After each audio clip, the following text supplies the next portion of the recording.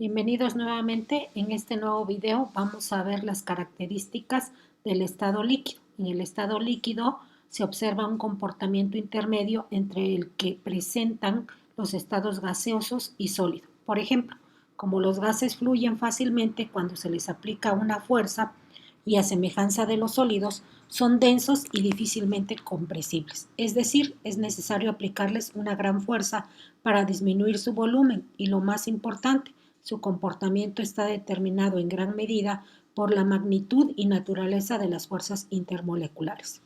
En los líquidos, las fuerzas de atracción intermoleculares son tan fuertes que mantienen unidas a las moléculas, pero no lo suficiente como para evitar que se muevan unas con respecto a otras. Por eso pueden fluir, derramarse y adoptar la forma del recipiente que los contiene, pero tienen un volumen definido. Una de las propiedades más importantes de los líquidos es su capacidad para actuar como solventes. Por ello, son uno de los medios preferidos para llevar a cabo reacciones químicas con cierta facilidad. Existen otras características del estado líquido como son la presión de vapor, el punto de ebullición y congelación, la tensión superficial, la capilaridad, la viscosidad, la fluidez y la densidad. Para explicar la presión de vapor, vamos a mencionar primero que de manera natural los líquidos tienen un bajo punto de ebullición. Cuando se ponen en un recipiente abierto a la atmósfera, estos líquidos se evaporan de forma paulatina hasta que eventualmente lo hacen por completo. Cuando un líquido se evapora en un recipiente cerrado, las moléculas que pasan al estado de vapor no escapan, sino que se mueven en todas direcciones. Algunas de estas moléculas de vapor chocan contra la superficie del líquido, pierden energía, penetran en el líquido y quedan retenidas debido a las intensas fuerzas de atracción que ejercen las moléculas del líquido, y se dice que el vapor se condensa y algunas de ellas regresan de nuevo al estado líquido, mientras otras pasan del estado líquido al estado de vapor.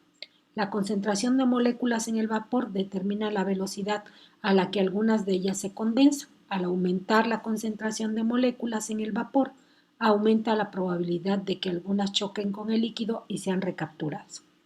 La velocidad de condensación es lenta al inicio del proceso porque existen pocas moléculas de líquido en el vapor, pero con el aumento de la evaporación se incrementa la velocidad de condensación hasta llegar a un punto de equilibrio en el que la velocidad de ambos procesos es igualada. En este punto, la concentración de moléculas en el vapor es constante, porque al mismo tiempo que algunas escapan, otras se condensan y viceversa. En ese momento, la presión de vapor es constante y se denomina presión de vapor. La presión de vapor depende de la temperatura, por lo que sus valores se incrementan con el aumento de esta, hasta que se alcanza la temperatura crítica en la cual solo existe la fase gaseosa. La presión de vapor es indicador de la magnitud de las fuerzas intermoleculares que existen en el líquido. Valores bajos indican fuertes fuerzas de atracción y valores altos baja atracción intermolecular. A mayor intensidad de la fuerza intermolecular, menor volatilidad y menor presión de vapor. En cuanto al punto de ebullición, cuando debido al aumento de la temperatura la presión de vapor iguala a la presión atmosférica, el líquido entra en ebullición, lo cual se distingue por las burbujas que se presentan en la superficie y en el seno de la sustancia. Las burbujas se forman por las moléculas que se encuentran en estado de vapor y, como tienen menor densidad que el líquido, tienden a subir hasta ubicarse en la superficie. Muchas moléculas que integran la burbuja escapan directamente hacia la fase de vapor. El punto de ebullición depende de la presión atmosférica. En lo alto de una montaña, la presión es menor de una atmósfera y el líquido hierve a una temperatura menor. El punto de ebullición es una propiedad intensiva, es decir, una característica propia de la sustancia que la distingue de las demás. Una de las razones principales de la diferencia entre los puntos de ebullición de diferentes sustancias son las fuerzas intermoleculares. Mientras más fuertes sean, mayor será el punto de ebullición, debido a que se requiere mayor cantidad de energía para romper tales atracciones. En los casos donde las fuerzas intermoleculares sean casi nulas, el punto de ebullición es bajo.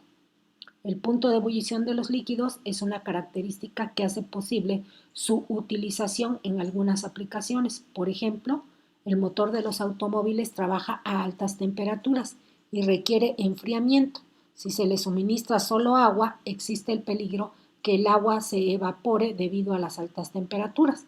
Por ello, se adicionan anticongelantes que provocan un aumento en el punto de ebullición del agua. El punto de congelación lo podemos explicar diciendo que los líquidos se vuelven sólidos por eliminación de calor. A medida que disminuye la temperatura, las moléculas se mueven más lentamente y si disminuye lo suficiente, las fuerzas de atracción lograrán que las moléculas más lentas lleguen a mantenerse prácticamente inmóviles y el líquido comience a congelarse. El punto de congelación, que también es llamado punto de solidificación, se define entonces como la temperatura a la cual un líquido sometido a cierta presión se convierte en sólido. La mayoría de las sustancias en su punto de congelación sufren una contracción de volumen, pero el agua al congelarse aumenta su volumen. Esto se debe al puente de hidrógeno que se establece entre las moléculas de agua y que hace que éstas adopten una estructura que deja huecos hexagonales. El punto de congelación es una propiedad intensiva también que es exclusiva de cada sustancia. Su variación se debe al tipo de sustancia y a la intensidad de las fuerzas intermoleculares que existen entre las moléculas. La tensión superficial en un líquido se explica porque cada molécula está bajo la influencia de las moléculas vecinas. Así, en su interior, cada una se encuentra sometida a diversas fuerzas intermoleculares en todas direcciones y por parte de las moléculas que la rodean. Pero las moléculas ubicadas en la superficie expuesta del líquido experimentan la atracción de las moléculas que están debajo y a los lados. La suma de estas fuerzas origina una fuerza que tira de ellas hacia el interior del líquido. El efecto puede compararse a una membrana elástica en la superficie del líquido, que es la denominada tensión superficial. La tensión superficial tiene como principal efecto la tendencia de disminuir en lo posible la superficie del líquido para un volumen dado. Las moléculas situadas en la superficie tienen mayor energía que las situadas en el interior. Por lo tanto, la tendencia del sistema será disminuir la energía total y ello se logra disminuyendo el número de moléculas situadas en la superficie, minimizando el área. La tensión superficial es responsable de la resistencia que presenta un líquido a la penetración de su superficie, la tendencia a la forma esférica de sus gotas, el ascenso en los tubos capilares, la flotación de objetos u organismos en su superficie. La tensión superficial depende de la naturaleza del líquido y del medio que le rodea y de la temperatura. Disminuye con el incremento de la temperatura, ya que las fuerzas de cohesión disminuyen al aumentar la temperatura. Dos propiedades que se relacionan con la tensión superficial son la capilaridad y la viscosidad. La capilaridad depende de la tensión superficial. Es un fenómeno en el que una vez que un sólido y un líquido entran en contacto, el líquido se eleva o no, dependiendo de si moja o no al sólido. Esto se puede observar con un tubo de vidrio en un recipiente con agua. Las fuerzas intermoleculares que unan a una sustancia a una superficie se llaman fuerzas de adhesión y las fuerzas que unen a las moléculas del agua con otras moléculas de agua son las fuerzas de cohesión. Si las fuerzas de adhesión del líquido al tubo superan a las fuerzas de cohesión dentro del líquido, es decir, la tensión superficial, la superficie del líquido será cóncava y el líquido subirá por el tubo. La viscosidad es la resistencia natural a fluir debido a la distancia que existe entre sus moléculas. Depende de las fuerzas intermoleculares del líquido. Por lo tanto, a mayor fuerza intermolecular de un líquido, sus moléculas tienen mayor dificultad de fluir y la sustancia es más viscosa. La viscosidad de un líquido generalmente disminuye al aumentar la temperatura. Y la fluidez es la habilidad de los líquidos de poder pasar por cualquier orificio aun cuando sea muy pequeño. La densidad se explica que entre más masa tenga un cuerpo en un mismo volumen, mayor será su densidad. En este caso, entonces, la densidad de los líquidos es de valor intermedio entre la del estado sólido y el estado gaseoso. debido a que las fuerzas intermoleculares obligan a que en un cierto espacio se concentre un mayor número de moléculas que en estado gaseoso y menor que en estado líquido.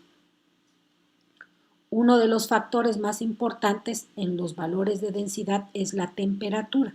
Conforme una masa líquida adquiere mayor temperatura, su volumen tiende a aumentar, lo que provoca que la relación masa-volumen se modifique y aunque la masa se conserva, al aumentar o disminuir el volumen, la densidad varía.